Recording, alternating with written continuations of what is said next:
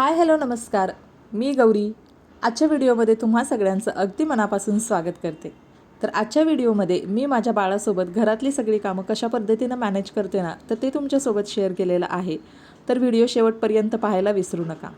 तर आता ना सुरुवात केलेली आहे व्हिडिओला दुपारनंतर, कारण सकाळपासून बाकीची सगळी कामं होती आणि त्याच्यामध्ये ना बाळाचं सारखं इकडे तिकडे चालू असतं, ओढाओढी चालू असते, तर त्याच्यामुळे सकाळपासून काही शूट केलेलं नव्हतं. तर इथं दुपारी ना त्याची मस्तपैकी अंघोळ झाली. आता अंघोळ झाल्यानंतर त्याला तयार करते. आता तो झोपेलासुद्धा आला आहे, तर त्याला अंघोळ घालून घेतली जेणेकरून ना तो व्यवस्थित एक थोडा वेळ तरी झोपेल म्हणून. पण अंघोळ घातल्यानंतर आता बघूया तो किती झोपतोय किंवा काय. तर आता पहिलं त्याला रेडी करून घेते, कपडे वगैरे छान त्याचे घालून घेते त्याला. त्याच्यानंतर त्याचं लोशन वगैरे पावडर वगैरे सगळं आहे तर ते सगळं लावून घेते आणि त्याला छान तयार करते आणि मग थोडा वेळ त्याला झोपवते. आता जेणेकरून अंघोळ घातली आहे ना, दुपारचं त्याचं जेवण वगैरे पण सगळं झालं आहे. झोपला अर्धा तास वगैरे ना, तर माझी बाकीची सगळी कामं होतील.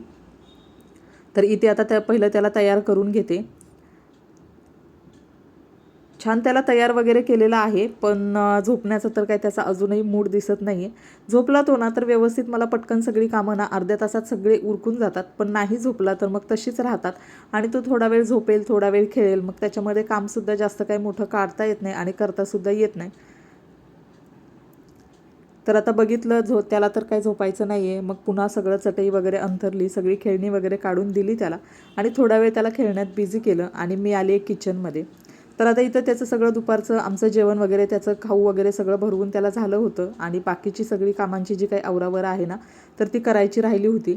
तर म्हटलं त्याला बघत बघत थोडंफार जितकं जमेल ना तितकं करून घेऊया. पेंडिंग ठेवली ना कामं तर ती सगळी तशीच पेंडिंग राहतात आणि त्यासाठी ना त्याच्याबरोबर आता जितकी कामं करता येईल तितकीसुद्धा करून घेते.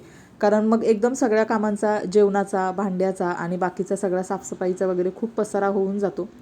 तर इथं दुपारची जेवणाची जी काही आमची भांडी होती ना, तर ती पहिली सगळं खरकटं वगैरे आहे तर ते काढून घेते, जेणेकरून त्याच्यावर लक्ष देता देताना मला भांडी घासायचं काम जे आहे ते करता येईल आणि पूर्ण किचनवर पसारा होऊन जातो. तर पसारा आवरला ना की मग संध्याकाळी जे काही जेवण बनवायचं आहे तर ते व्यवस्थित बनवता येतं, नाहीतर मग खूप पसारा होतो. तर आता इथे तो पण किचनमध्ये माझ्या मागेच लुडबुड त्याची सुरू होती. मग त्याला थोडा वेळ घेतलं, बाकीची सगळी भांडी वगैरे मी धुवून ठेवलेली आहेत. आता त्याला घेतलं आहे मी आणि इथं त्याला सांगते मला इतकी सगळी कामं आहेत तर तू थोडा वेळ झोप. पण लहान मुलं अजिबात ऐकत नाहीत. त्याला इतकी कामं असू देत किंवा नसू देत, पण माझ्यासाठी किंवा माझ्याबरोबर तू टाईम स्पेंड कर, हेच असतं लहान मुलांचं. तर आता इथं थोडा वेळ त्याला ना मखाने वगैरे खायला देते. लाह्या किंवा मखाने असं मी त्याला देते, जेणेकरून ते हाताने खाण्यामध्ये ना त्याचा बराचसा वेळ जातो आणि तो थोडा वेळ एंगेज राहतो त्याच्यामध्ये. आणि तोपर्यंत मला ही जी वरची कपडे सुकत घालायचे असतील किंवा भांडी वगैरे घासायची असतील का भांडी लावायची वगैरे असतील ना, तर अशी जी काही कामं आहेत ना तर ती पटकन करून घेता येतात. आता इथं त्याला मखाने दिले, तो तिथे मखाने खातोय. तोपर्यंत भांड्यांचं जे काही काम आहे ना तर ते पटकन आवरून घेते.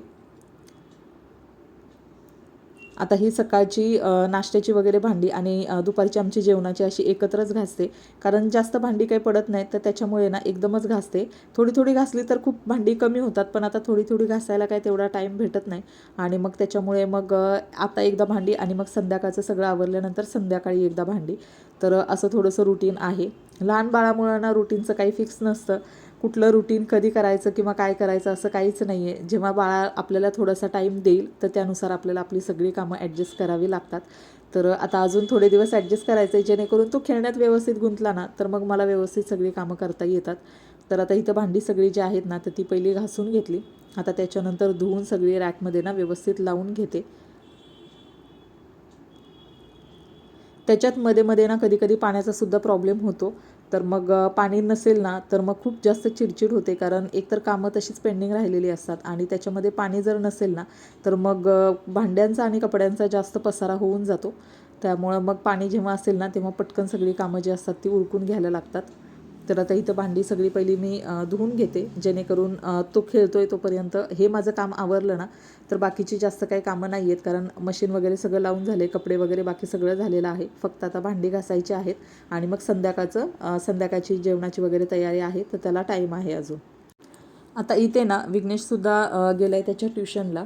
त्याच्यामुळे ना मला ह्याला घेऊनच सगळी कामं करायची असतात. विघ्नेश असेल ना तरी थोडंफार बरं पडतं, जेणेकरून तो त्याच्यासोबत जरी खेळला ना तरी मग पटकन मला कामं आवरता येतात. आणि मग मी त्याच्यासोबत थांबले वगैरे ना की मग विघ्नेशला त्याचा अभ्यास किंवा बाकीचं जर काही करायचं असेल ना, खेळायला वगैरे जायचं असेल तर अशा पद्धतीनं थोडंफार मॅनेज करता येतं. लहान मुलं असल्यानंतर ना खरंच असं वाटतं की जॉईंट फॅमिली असावी किंवा आपल्या फॅमिलीमध्ये कुणीतरी असावं, जेणेकरून ना लहान बाळाची काळजी घेतली जाईल किंवा त्या बाळासोबत ॲटलिस्ट एखादा माणूस असेल ना तर मग आपल्याला बाकीची सगळी जी वरची कामं असतात ना तर ती करता येतात. पण आता तसं काही सगळीकडे शक्य होत नाही, तर त्याच्यामुळे ना खूप सारा प्रेशर येतो कामाचा, घरातल्या सगळ्या कामाचा. मोठी मुलं असतील तर त्यांच्या अभ्यासाचा, शिक्षणाचा वगैरे, आणि त्यात लहान मुलं आहे तर त्याच्यामुळे ना डबल ड्युटी टिबल ड्युटी जरी म्हटलं ना तरी लहान मुलं घरात असेल ना तर आईची होऊन जाते, कारण घरातली जी काही कामं आहेत तर ती काही चुकत नाहीत, ती कामं करायचीच असतात. आणि त्याचबरोबर ना सगळ्यात महत्त्वाचं म्हणजे बाळाची काळजी घ्यायचं, हे सगळ्यात महत्त्वाचं काम आहे. कारण कधी एखाद्याला आपण म्हटलं ना की लहान बाळाला सांभाळणं सोपं आहे की घरातली कामं करणं, तर कोणीही म्हणेल की नाही, लहान बाळाला सांभाळण्यापेक्षा पटकन एखादी कामं करणं खूप चांगलं आहे, कारण ती पटकन होऊन जातात. पण बाळाला सांभाळणं इतकं सोपं नाही आहे. आणि खरंच हे सगळ्या लेडीज करतात ना, खूप संयम असतो त्यांच्याकडे आणि खूप छान पद्धतीनं सगळं ॲडजस्ट करून घ्यावं लागतं. तर असं आता इथं भांडी वगैरे सगळी घासून झालेली आहेत आणि कडधान्य थोडंसं भिजत घालून ठेवलेलं आहे मी. आणि त्यानंतर ना आता संध्याकाळच्यासाठी बाळासाठी खाऊ बनवायचा आहे, तर त्यासाठी इथं बीटरूट आहे तर ते चिरून वगैरे ठेवते.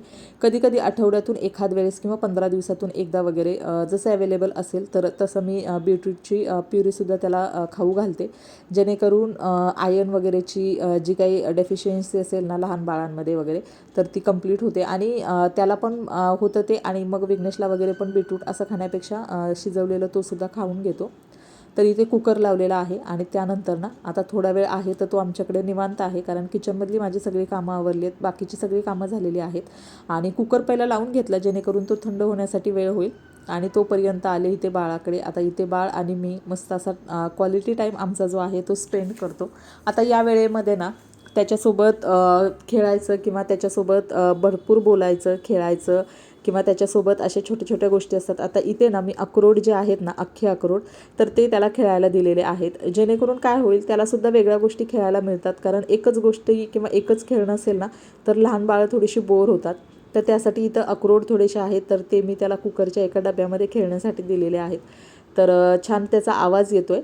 आणि वेगळे वेगळे खेळ त्याला खेळलं की त्याला पण थोडंसं एंटरटेनिंग वाटतं, वेगळ्या वेगळ्या गोष्टी त्याला पण छान एक्सप्लोअर करता येतात. तर इथं त्याला मी दिले ते खेळायला अक्रोड, छान खेळतो आहे त्याच्यासोबत, जेणेकरून त्याचा पण थोडासा टाईम जो आहे ना तो व्यवस्थित छान जाईल आणि त्याला पण थोडंसं चेंज मिळेल. आता बाकीची लहान बाळांना किती जरी खेळणी आणली ना तरी घरातली भांडी कुंडी, प्लास्टिकच्या एखाद्या छोट्या मोठ्या वस्तू, बाटल्या वगैरे, चमचे, ह्या अशा गोष्टी खेळण्यासाठी लागतातच लागतात. तर इथे आता हॉलमधला जो काही सोफा वगैरे आहे तर तो सगळा आवरून घेते. आता संध्याकाळची वेळसुद्धा होत आलेली आहे. त्यानंतर विघ्नेशचा जो काही पसारा वगैरे असेल ना तर तो सुद्धा आवरून घेते, कारण तिने सांजेला पुन्हा आता घरातलं कचरा वगैरे काढायचा, झाडलोट करायची, दिवाबत्ती वगैरे करायची, तर ही सगळी कामं पुन्हा सुरू असतात. आता इथे सुद्धा ना त्याला जिथं जिथं मी जाईल ना तिथे तिथे त्याला यायचंच असतं आणि लुडबुड करायचीच असते. जिथे कोणी माणूस असेल दुसरं ना तर त्याच्यासोबत थांबतो, पण घरात कोणीच नसेल ना तर मी जिथं जाईल ना तिथेच माझ्यासोबत पुढे मागे त्याचं सुरूच असतं. तर त्याला आता दिला आहे पेन, दादाचा पेन त्याला सापडला आहे, तो पेन घेऊन सगळीकडे आता फिरतो आहे तो. तर आता इथं कचरा वगैरे जो आहे ना तो सुद्धा सगळा काढून घेते, जेणेकरून आता विघ्नेश जेव्हा येईल ना तर मस्तपैकी छान आम्हाला सगळं घर वगैरे सगळी कामं आवरून झालेली असतील ना तर छानपैकी दिवा वगैरे लावून दिवाबत्ती करून आम्हाला थोडंसं निवांत बसतासुद्धा येईल. आता हॉलमधलं सगळं आवरलं, आले पुन्हा बेडरूममध्ये. आता लहान बाळे म्हटल्यावर ना खूप पसारा होतो, म्हणजे दिवसातून एक 5 ते 6 वेळा सगळं आवरावरी करावी लागते. किती आवरावरी केली तरी पसारा हा होतच होतो.